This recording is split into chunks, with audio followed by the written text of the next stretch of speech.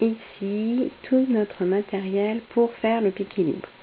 Donc, un entoilage. Ici, j'ai choisi du NT permanent acheté dans la boutique d'Annika. Un cercle à broder, des fils métallisés parce que c'est Noël et que voilà, on va broder avec des fils métallisés.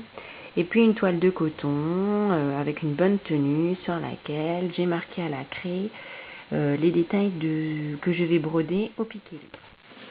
Préparation du cercle à broder. Donc je place mon entoilage. Ensuite, je place mon tissu. Et je me suis trompée. Donc on ne place pas comme ceci.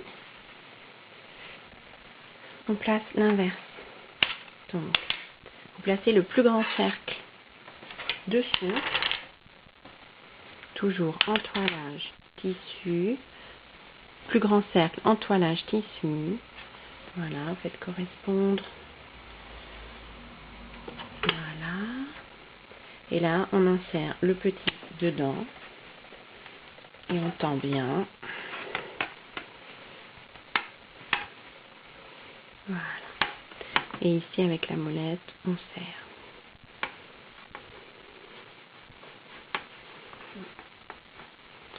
Voilà. Une fois qu'on a serré, voilà. Mon tissu est prêt.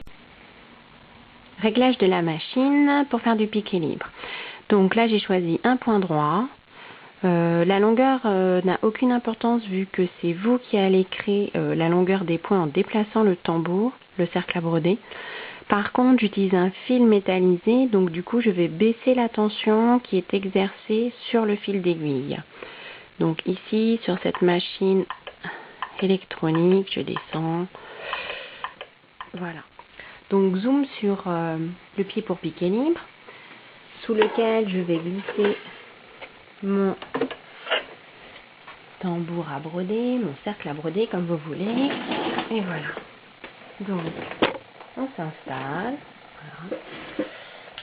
Et on va commencer par la première lettre. On abaisse le pied presseur. Hop. On essaye de le mettre au début de là où on veut commencer. Et on va appuyer doucement. Alors, vous allez déplacer le cercle comme ça, dessous. En le laissant à plat et en faisant juste bouger vos mains, vous le tenez juste un peu comme si vous, comme un tamis. Voilà.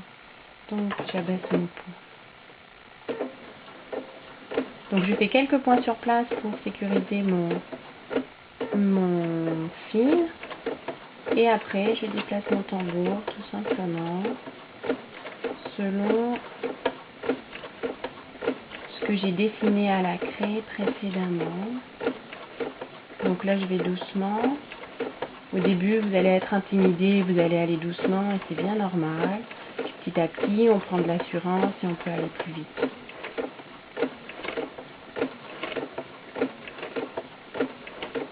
De toute façon avec un fil métallisé il ne faut pas piquer trop rapidement parce que ça fragilise le fil qui est un fil délicat et si vous ne voulez pas qu'il casse, ne cousez pas trop vite avec.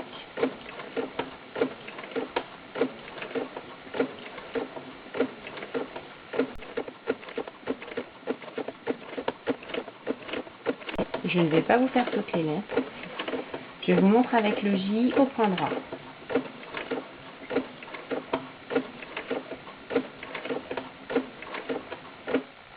Pour s'arrêter, on fait du surplace, comme ça, ça fait un nœud derrière.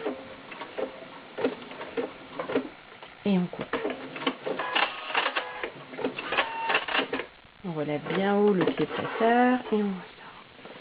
Et voilà, j'essaie de vous montrer, de bien cadrer. Là, il y a mon petit fil qui s'est pris dans la couture, c'est pas grave. On va le couper. Hop. On va le dégager tout à l'heure. Et voilà. Donc c'est assez simple, il ne faut pas avoir peur. C'est une technique vraiment facile que vous pouvez réaliser avec n'importe quelle machine à coudre dont vous pouvez soit abaisser les griffes d'entraînement, soit les couvrir avec un une espèce de petit capot en plastique la plupart du temps. Il permet de couvrir les grippes d'entraînement et vous pouvez faire du piqué libre. Voilà. Donc maintenant on va faire une autre lettre et on va choisir un point zigzag. Voilà, zoom sur les réglages de tension et le point zigzag que j'ai choisi pour ce piqué libre au point zigzag. Bon voilà, j'ai réenfilé mon fil et on est parti pour le point zigzag. Donc comme tout à l'heure, on fait glisser le tambour pour recouvrir les lignes que l'on veut recouvrir au fil. Et je vais vous montrer. Hop, mettre un peu plus. Voilà. Allez, une dernière lettre pour vous montrer à quelle vitesse on peut coudre avec un fil métallisé.